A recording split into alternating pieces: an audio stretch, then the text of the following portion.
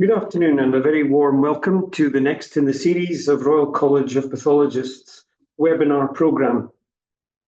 My name is Peter Johnston. I'm currently the chair of the Scotland Regional Council, and it's my pleasure to host this webinar.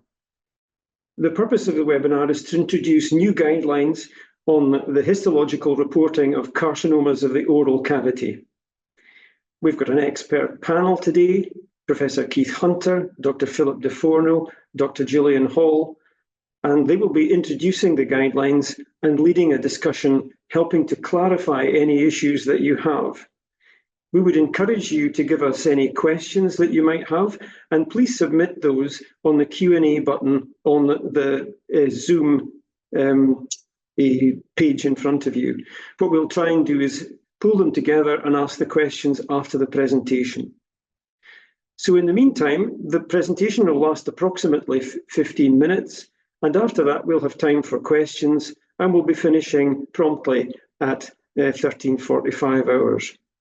In the meantime, thank you again, and I would like to invite Professor Hunter. Keith, would you please start with a presentation on the dataset for histopathological reporting of carcinomas of the oral cavity. Thank you. Thank you very much for the introduction. As Professor Johnston has said, we're here to provide some background to the launch of the dataset for the histopathological reporting of carcinomas of the oral cavity. I'm joined by two of my co-authors, who are Dr. Phil de Forno from Leicester and Dr. Gillian Hall from Guy's Hospital. But we also do wish to thank Dr. Adam Jones from Cardiff and Professor Gareth Thomas from Southampton for their input to the current version of the dataset.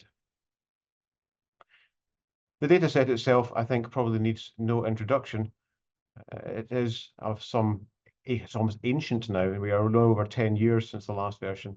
But we do have to give some acknowledgement both to Professor Tim Helliwell and Dr. Julia Woolgar for the work that they did in producing the second edition, which has been very extensively used. But unfortunately, as many of you are aware, given the changes that there has been, particularly in relation to TNM, that there is quite a lot of changes that we needed to make. So there are a number of developments, particularly important in relation to revising the data set from between the 2013 and the current one, the 2023 version. One of these, as I'm sure you're very well aware, is the progress to TNM8. And there was some time, particularly about 5 or so years ago, where we were in a situation of still officially using TNM7 because the 2013 data set was still in use, but there were significant changes towards TNM8, which meant that there was some interim guidance which Tim Helliwell produced at that point. But we were in another unsatisfactory halfway house situation for a number of clinical trials and so on, which meant that the progress was required to move to TNM8. And of course, there has been the advent largely of immunotherapy during that time as well. And there is some guidance on the non-core part of the dataset in relation to the assessment of PD-L1 expression. So what about our approach to this? As many of you are aware, we have been working closely with the ICCR in terms of the development of their data sets. Now that is a grouping which the RCPath has a direct input to in terms of harmonizing the reporting of cancer data sets across the world. And there's a lot of work which has gone into that, some of which has been contributed to quite markedly by those who are RCPath members and contribute to dataset revision. And so a lot of the literature reviewing had been done, and so there were comprehensive, up-to-date literature reviews in that, and there were the best view of experts in relation to how these cancers should be reported. And so that meant that we felt that we would take on some of the expertise which had already been presented to us within the ICCR datasets, and that has coloured the way that we put together this dataset and some of the other head and neck datasets, as I'm sure many of you are aware. We contributed a further updated review of the literature, as the first version of the ICCR dataset was now a little old, although a new dataset is now out for consultation. And we used the modified SIGN guidance for our evaluation of the evidence that was presented within that literature. One of the things that we were very keen to do was to have the full integration of TNM8 into this dataset. Now, as we will see as we go through the presentation and with the discussion, that has not been without its problems, but we'll perhaps come back to talk about that in a little more detail later. We also wanted to be able to future scope what is coming down the line in terms of other data items which may be due for incorporation into our data sets. We can't make these things limitless, as we are very well aware, but things which are coming which may well be very important, we wanted to at least mention these in the data set as we were writing it. So here are the core data items. These are the items that should be in every report. There will be one or two deviations from that as we might discuss, but generally this is the core data set. And I'm going to talk in some detail about certain items, but there are one or two on here I want to just talk about particularly. The first of these, before I come to pattern of invasion, is the fact that you will have noted in reading through this that the tumour type still includes minor salivary gland, as these are staged in the same scheme as mucosal disease within TNM staging, including TNM8. We have included them, we have mentioned them in the tumour types, but we've not included any detail, as that will be covered within the salivary gland tumour dataset, which is shortly to go out for consultation. However, the minor salivary gland tumours are a bit of an anomaly in this regard, and there may be some questions or some discussion on that later. Depth of invasion was one item that we had a particular long discussion on again. And we added the figure in from the 2013 data set. It was suggested that from the consultation that we did that. We do unfortunately have a minor contradiction in terms of the point of where that depth of invasion should be measured. And so we will probably have to attend to that in a minor revision at some point soon before we get to the point of tripping a major revision. But perineural invasion was one of the areas which we spent a lot of time discussing the current literature on this. And there was also quite a amount of discussion at the consultation stage. We did think that in terms of noting that the tumour which is associated with these nerves was ahead of the invasive front was something which had been the original intention of the description of perineural invasion. But I think in many cases, as the consultation had pointed out to us, that was not the way that it always was being used. So we have added in an additional tick box into the data set.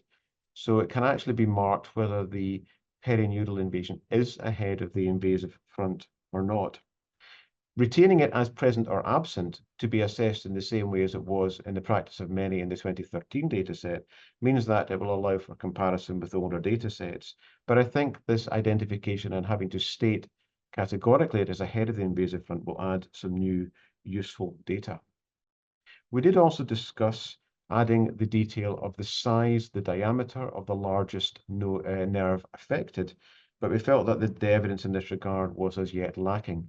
But I have noted that in the ICCR consultation that is something which they have added. Perineural invasion. Bone invasion, I'm going to come to talk to in a minute in some detail, and then pathological staging in terms of TNM8. So they'll come in future slides. So there are two main issues. So there are a number of non-core data items as well. There is tumor focality in terms of whether it says a multifocal or a unifocal invasive component. The other tumor dimensions, other than the largest tumor dimension, which is the core data item from that. Coexistent pathology, which largely in relation to the mucosal disease relates to epithelial dysplasia. Ancillary studies, which includes immunohistochemistry. Many of these which are outlined in this data set relate to the identification of subtypes of squamous cell carcinoma, particularly spindle cell carcinoma, and so on. And so there is some guidance given there in terms of appropriate immunohistochemical panels. And then as we had also added in the oropharynx data set, tumor-infiltrating lymphocytes, and some guidance on that is also another non-core item with a grading of low, medium, or high. So we come to pattern of invasion. This was something, again, which we spent some considerable amount of time discussing, not only in terms of how we might describe this in the text, but how we might produce a useful schematic which points out the main features, but of course, in the fact it's going to be limited to some extent in terms of detail. And so we put this together using immunohistochemistry to just try and identify the tumor and to make it easier to see the figures, where we are not in any way implying by using it that this should be the way of assessing the pattern of invasion in your routine practice. You will have noted that we have included a mention of worst pattern of invasion type 5, and that particularly is this 5th panel with a definition of tumor foci being more than 1 millimeter from the nearest part of the, in general, invasive front.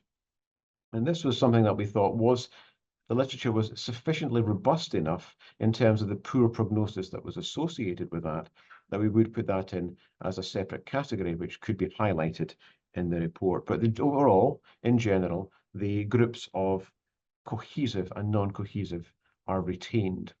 Of course, there are more sophisticated versions of using the whole 5 grading of worst pattern of invasion, but we have not implemented that at this point. One of the side effects of that, of course, is that we come up with some anomalies in relation to the assessment of depth of invasion, and whether these very much separate islands in worst pattern of invasion type 5 should be included in depth of invasion or should not. And at the moment, the data within the head and neck literature is very scarce in that regard, although it is more mature in some other sites. So I think that may be something that we will need to be able to develop more robust guidance on for future versions of the data set.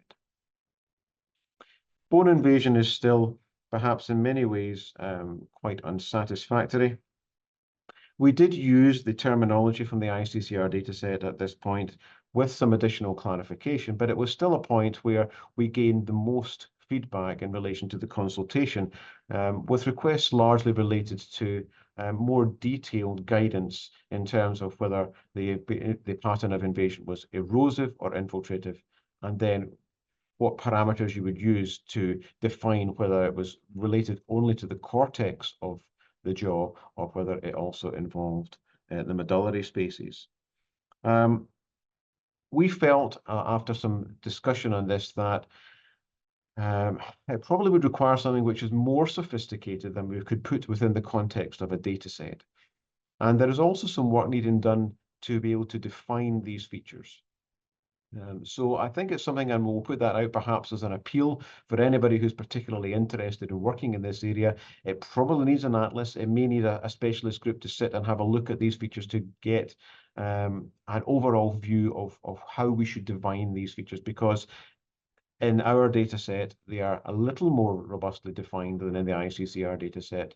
But the ICCR data set, even the new version for consultation, has very little guidance in this regard. So we would welcome further feedback in this area. Then we come to staging. Now, this is something which has been a little bit problematic, and it relates back to the halfway house of having TNM7 and TNM8 together. And when TNM8 came out, many of you will have noticed that, in fact, we lost this rather difficult area of assessment of whether we could call the invasion of the tumor into the extrinsic tongue muscles, and that would have, in TNM7, have highlighted the tumors as T4. But that was removed, and there was a rather anomalous situation where we had some of these large, particularly tongue tumors, which were large and deep, but we couldn't call them T4. Some of you may well be aware, although many of you may not, that the UICC does from time to time publish errata to the TNM classifications. And one of these is very important, and if you can find that on the UICC website, with dated January 2024, although I think a version of this has probably been there on this errata site for some time before that, it essentially corrects that. And it means that if a tumor is you can see here it's T3, it's between 2 and 4 centimeters, and then there's a depth of invasion, which is a large part in terms of determining the stage. But we now have a correction within that T4A lip and oral cavity, that if the tumour is both more than 4 centimetres in dimension and more than 10 millimetres in depth of invasion, that you can now call that T4A, which takes us back to the situation. It's not calling for an assessment of whether the extrinsic tongue muscles are involved, but it allows us to stage these larger tumours as T4, which I think is something which is far more appropriate. The other non-core data items and recommendations related to TILs, as I've said, is examples of high and low TILs. We have also tied in with that, although it's not as a non-core data item yet, the assessment of cancer-associated fibroblasts, which you can see on the right-hand panel here. That's using alpha smooth muscle actin as immunohistochemistry. And then, as many of you will be aware, particularly those who are working in the large cancer MDTs, the assessment of PD-L1 using the 22C3 clone is a part of the assessment for the provision of pembrolizumab for these patients. As is the case with all of the RCPath datasets, we are now defining that there should be a defined block for research and molecular studies, if possible, with an estimation of tumour content, and also, particularly in relation to our dataset, it should be provided from a block, if possible, which has not undergone decalcification. And if that block then has to be taken, especially at cut-up, that should also be considered. We also mentioned the use of R status for margins, but of course that's not really a marginal assessment. It is more, as the name implies, it is a measure of residual tumour. So the responses to the consultation, and we're very grateful for the extensive responses that we had. We had some comments on accuracy of measurement, and we have defined that down to a maximum of 1 decimal place in terms of the context of the accuracy for the measurements that we can provide. As I've indicated, we had requests for more guidance on the assessment of bone invasion, clarification on the patterns of invasion, which we have provided to some extent, and also a revision of the description of dysplasia, which in the version which was initially put for consultation was the ICCR terminology, which talks a lot more about the assessment of dysplasia in thirds of epithelium, which again we concede is insufficiently nuanced for the overall assessment for epithelial dysplasia. So we have further clarified that. So thank you very much for your attention, and I think these are the main issues that we came across as a writing group and through consultation, and we're now going to put this open for discussion and questions. Thank you very much, Keith. It was a really interesting presentation. We've only got one question in the incoming question set so far, so please do feel free to put your questions in the Q&A box and we'll pick them up. The question that we have, not surprisingly, is about invasion patterns, and we might spend a little time discussing that. The question that we have is about the data set and whether it includes the patterns of invasion according to the AJCC, or whether we're dealing with something that's different, or how the two fit together. So would perhaps Gillian or Phil like to pick that up? Well, I think with regards to pattern of invasion, in almost all respects, it's the same as the last iteration of the data set. It's just the inclusion of the new category of a widely dispersed pattern, also called worst pattern of invasion 5. Is your question, Peter, with respect to measurement of depth of invasion with that pattern, or how we assess for that? I mean, the assessment is it's an island of tumour. It can either be intravascular, it can be perineural, but it has to be 1 millimetre or greater from the invasive front of the tumour, and crucially, the separation has to be by normal tissue. So tumour-associated fibrosis, etc., if that intervenes between your putative widely dispersed island and the main invasive tumour front, that wouldn't count. It has to be crisp, normal tissue between the two. So I think, if you bear that in mind, and obviously you have to consider, could this be in 3 dimensions tumour that links up to the main tumour front? You have to consider that, and you might consider doing levels on a block where you think there might be a widely dispersed island.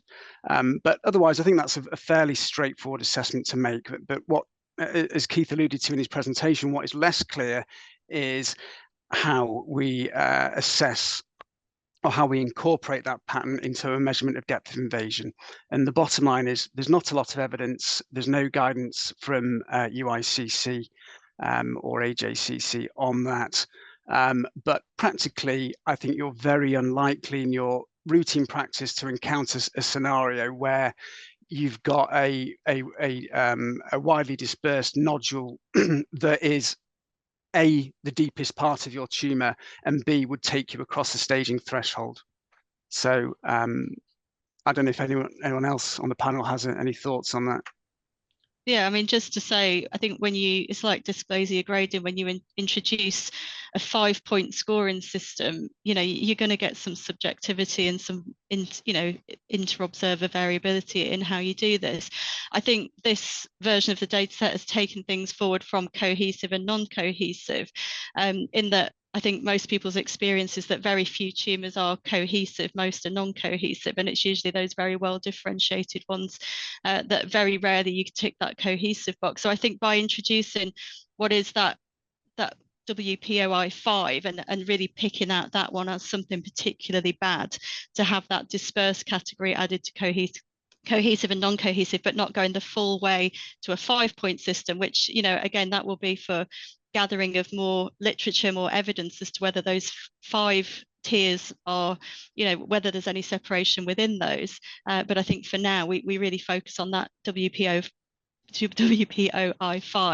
and make sure we're ticking that box to really acknowledge that those tumours are aggressive and, have unfavourable outcomes. Yeah, thank you. I think that's a good point, isn't it? So how closely these gradations actually fit with the aggression displayed by the lesion. That is the bottom line of all of this, is how do we estimate how badly this tumour is going to behave? So that's very helpful. There's actually a couple of other questions around invasion.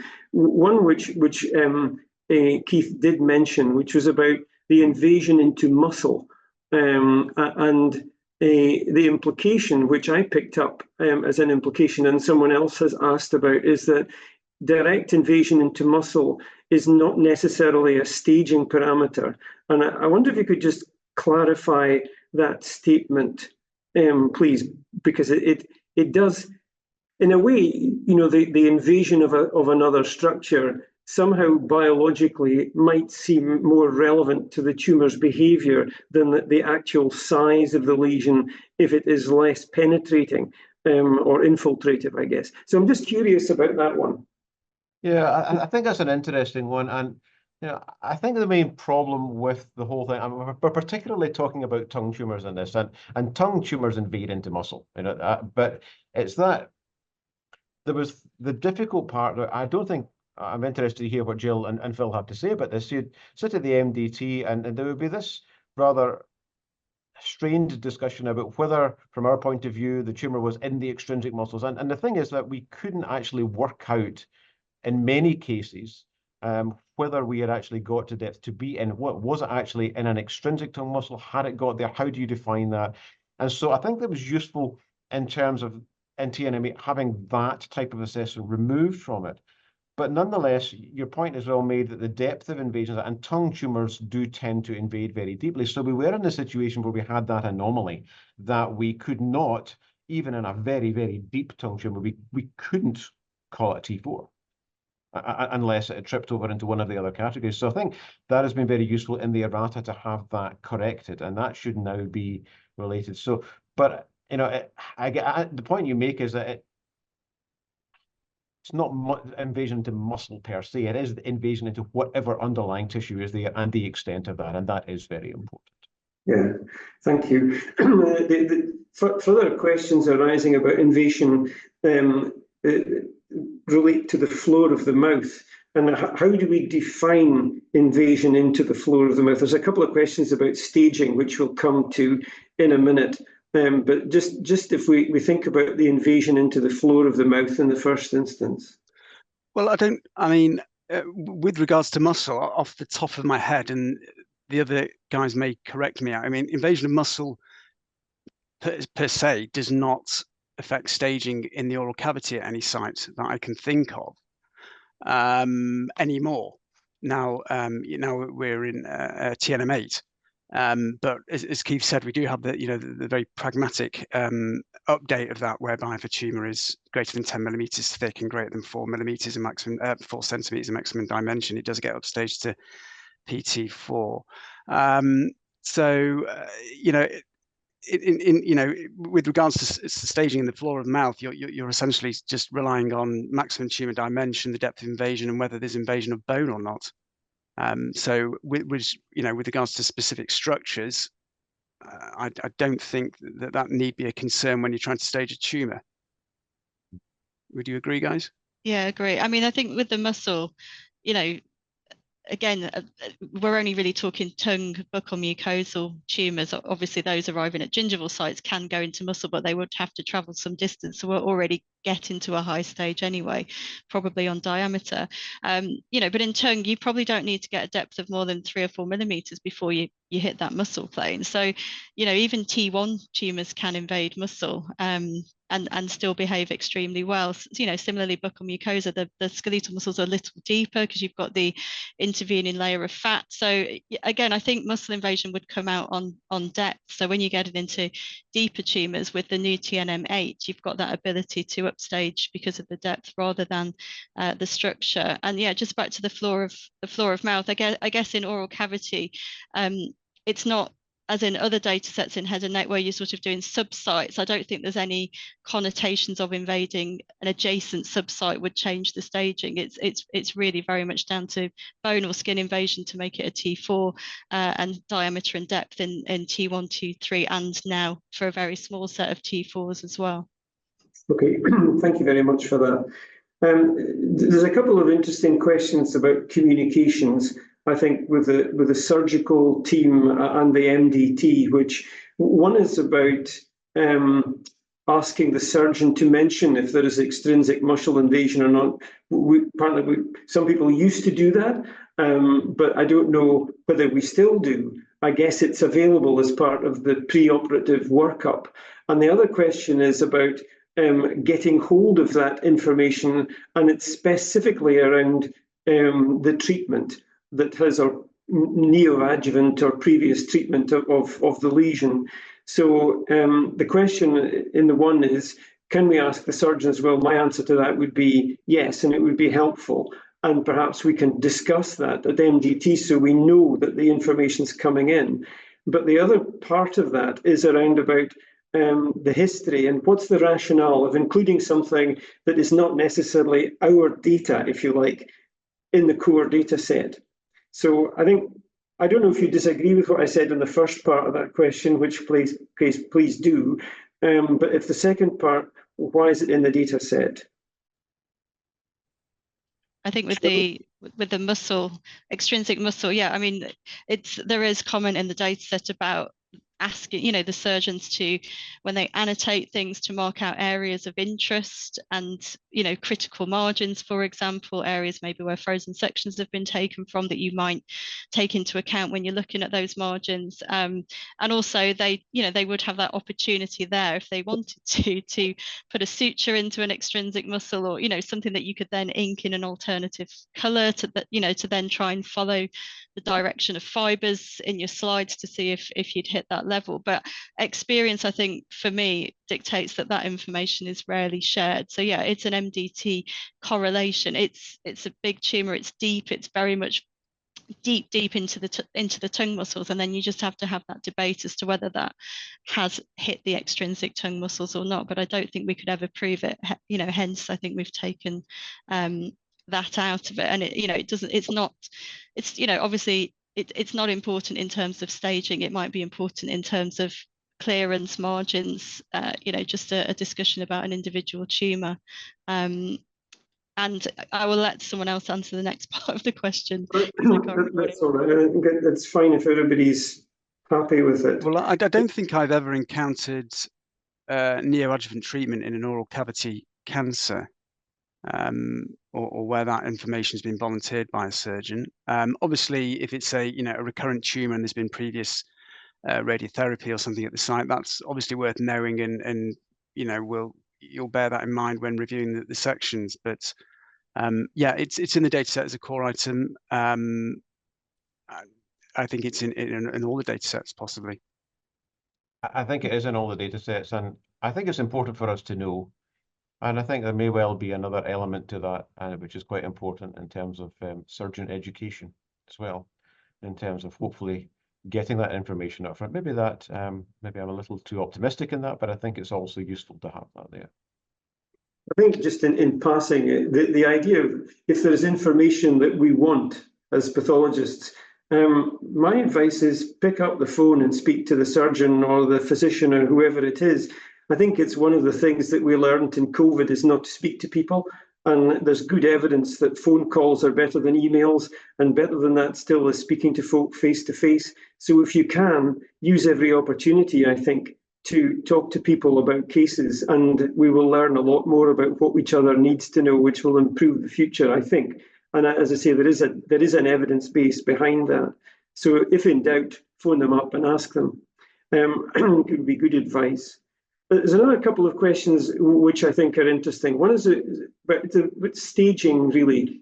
And one question is that we didn't mention lymph node status, and just it would have. Somebody says that it would have been good to have it. It's not in the RCPath document. Why is this? I'll pick up on that, because this is actually, and I have to give Clarabel Cardozo, who's asked the question, her credit for actually picking up on this, because in the modifications of the staging, there were some of the lymph node parts managed to find their way in, which shouldn't have been there. And so that is on our part, and Clarabel was actually the one that picked that up.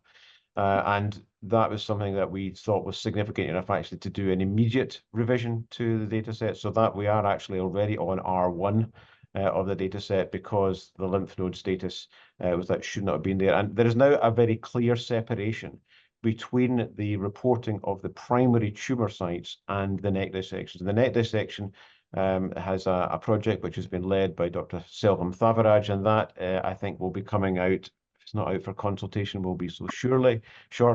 And so there's a lot of new information in that, in terms of neck staging at the various sites, sentinel lymph node and so on, which would have meant that we would have been repeating quite a lot of the information. So that decision was made, I think, just to separate that. So unfortunately, it means that you don't get the whole thing as a package. Thank you. I think that's a good explanation. There's a question around dysplasia, and the question is the mention of severe dysplasia in the mucosal margins an item in the data set? What's the relevance, therefore, of dysplasia adjacent to the tumour in reporting? Yes, it is in the data set. You need to make an assessment at the margins. Is there or isn't there severe dysplasia? And I think the rationale for that is that you probably want to excise severe dysplasia that's at a margin. That would be the standard treatment for severe dysplasia, is, if possible, to get that completely excised. So the surgical team may want to revise their margins if there's severe dysplasia at a mucosal margin. Okay, thank you. The next question just changes the context slightly. And at the start, Keith mentioned that immunocytochemistry doesn't really feature very much in this presentation, but there's a question about it. One, it's about HPV testing. And what's the recommendation of HPV testing? And is it needed when P16 immunocytochemistry is negative? Shall I pick this one up? So in the data set, there's no requirement to do P16 immunohistochemistry in oral cavity primary cancers. It's a very unlikely site for a HPV-associated tumour. I mean, there might be individual circumstances where you think that is worth doing. For example, patient is young, non-smoker, for example. If the pattern of the epithelial dysplasia looks HPV associated, and most of the pathologists on the call who do a lot of oral biopsies and a lot of oral dysplasias hopefully will be becoming more increasingly familiar with HPV associated oral epithelial dysplasias and its slight differences from the traditional dysplasias that are due to smoking and drinking.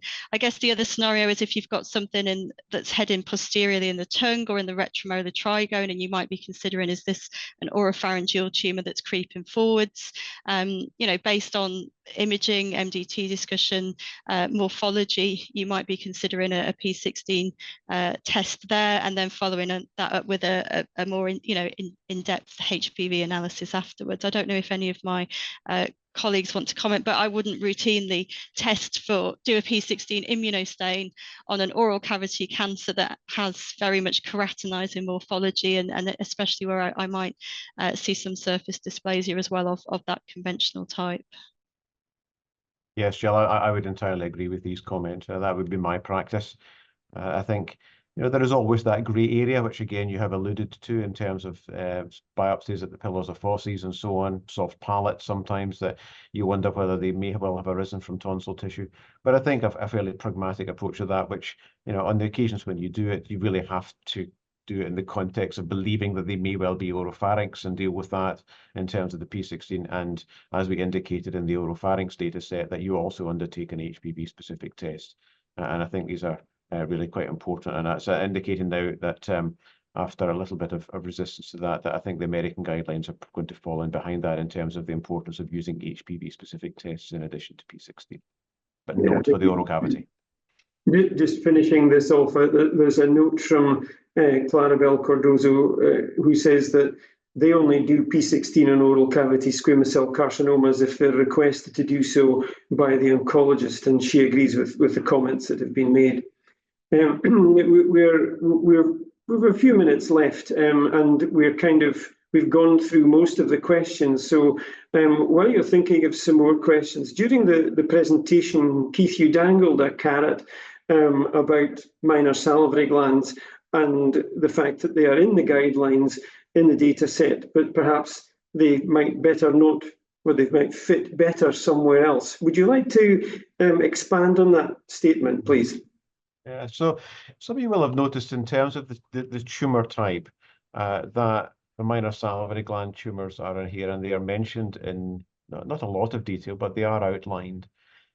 And I think the reasons for that are historical. They are there because within the previous iterations of the TNM staging manuals, that minor salivary gland tumours are based on the same parameters, particularly in terms of T staging, as the mucosal cancers. Now, we could argue over long and hard probably whether that's appropriate. I guess at the time when these were made, which is perhaps long ago, that they were made for pragmatic reasons, because the way that the tumours were staged in the major glands was that bit different. But it brings us to a bit of an anomaly in terms of opening up a whole completely different area of tumour biology, and it's a different set of parameters you're interested in. For example, the concept of depth of invasion doesn't really hold when you're not looking at something which is coming from a mucosa. And so I think in that regard, you have to view the data sets and the completeness of them in these contexts as something which you use pragmatically in that regard. We haven't, and I'm a co-author on the salivary gland tumour data set, and Ali Karam has led in that. There were a large number of issues in terms of classification and so on to deal with in that, and so that was the major bulk of that. So maybe in for future iterations, we might want to revisit whether the minor gland diagnosis and staging comes in. But if the staging is different, you end up with a data set that with two different staging paradigms in it, which again increases the potential for confusion. So I don't think there's a really an easy answer to that. But it'd be interesting to hear what Jill and Phil, we didn't discuss this at great length, but we knew it's there, it's an anomaly. How we deal with it, I'm not sure. Yeah, TNM8 really messed it up, because when depth didn't matter, the minor glands, it didn't seem so controversial. But now you know, like Keith said, there is no such thing as depth of invasion when you don't know the epicenter. Well, there is no depth because you don't have a basement membrane from where to measure. You never know the epicenter, and neither would they fit with the the major gland tumours either, because one important criteria in that is extraglandular extension, and these little minor glands don't really have defined capsules. They're in little clusters, and you know, is it the gland of origin? Is it the cluster of glands? You know, there are no criteria from where you can sort of really define the growth of these, whether it's in space or in structures, to really decide which is a good one and which is a bad one. And I think also in minor glands, it's very much the tumour subtype that is probably the most important, or identification of those high grade tumours that have necrosis, mitotic activity, that tend to have a bigger propensity for perineural invasion. So yeah, I think it's an impossible area, and I think we just do our best in staging these, using the oral cavity data set predominantly, but maybe adopting some of the features of the major glands as well in a sort of an MDT discussion, which is basically trying to describe how you think this is going to behave and guide in terms of further post-surgical treatment options. Yeah, I agree. I mean, what I tend to do at the moment is you end up pragmatically drawing from both areas, the major gland data set and the oral data set, and where there are areas of uncertainty, it's just crucial that you convey that to the MDT and discuss it appropriately. Okay, well, thank you very much indeed for that. I think we're almost complete in terms of time, and as I said, we would be finishing promptly at 1:45. I would just like to thank you all for your participation today, Keith, Phil, Gillian, and for all the work that was carried out in the construction and production of these guidelines. It's not a small piece of work, and thank you on behalf of everybody who's listened and many who will be using those guidelines for that. There will be a recording available of today's webinar on the RCPath website in a few days once it's been edited, and we look forward to looking at that in future and bring your colleagues with you. We're also planning to send round a short feedback survey, and the professional guidelines team will be doing that. And so we'd love to hear what you think of today's survey. It's excellent. We've had 106 people have stayed with us the whole thing, which is really very good. And so I'd just like to finish by thanking the presenters again for sharing the expertise, and to everybody for participating. Thank you so much for providing the questions which really drive the session on. The next webinar that's coming up related to our programme is on the 28th of May, and it's on the tissue pathways for oral and head and neck pathology. In the meantime, I would just like to thank you all for coming. Thank you for your participation, and thank Rhys, Cynthia and Maria in the Guidelines team for supporting this work and the webinar today. Have a wonderful day. Thank you very much.